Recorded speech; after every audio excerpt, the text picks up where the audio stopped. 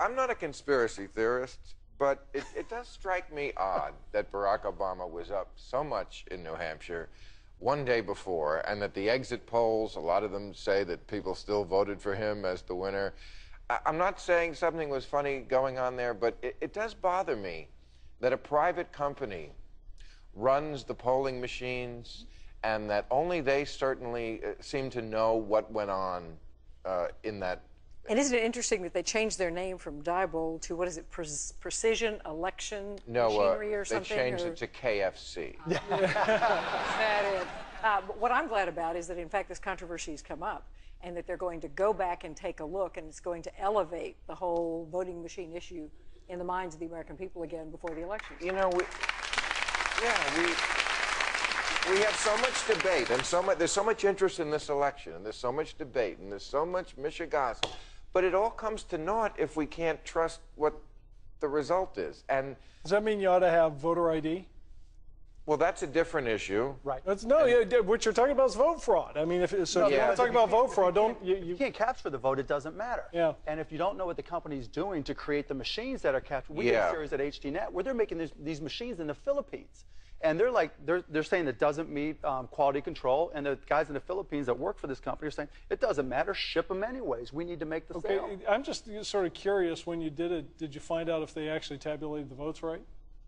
Did they actually tabulate? No, did you? I mean, you were doing. I'm much more. I'm just sort of curious. You know, this sounds like black. I'm much less worried about an old black woman in Cleveland who only has the ID that she's always voted with. She doesn't have a driver's license because she's poor. I know there's none of those in your party.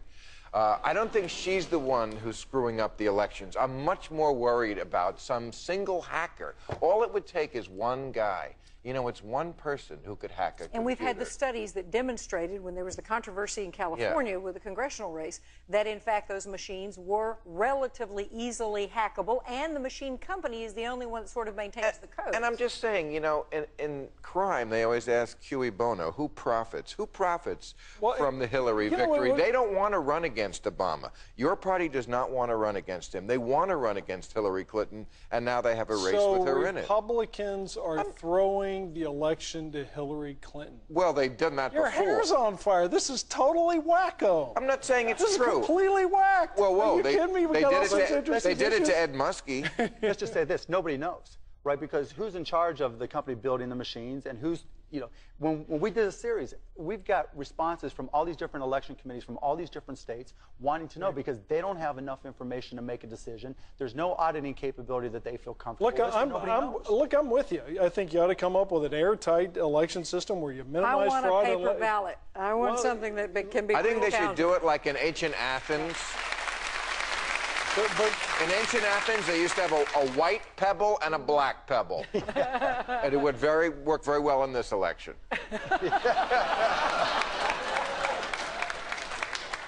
And the issue of voter fraud, since when have we found that there is any sort of minor, much less major problem with people misidentified at the polls and trying to commit fraud? So say that big... Are you kidding me? No, it's happened plenty of times. But look, I don't want to get into, because everybody, the Republicans worried about vote fraud. Everybody ought to be worried about vote fraud.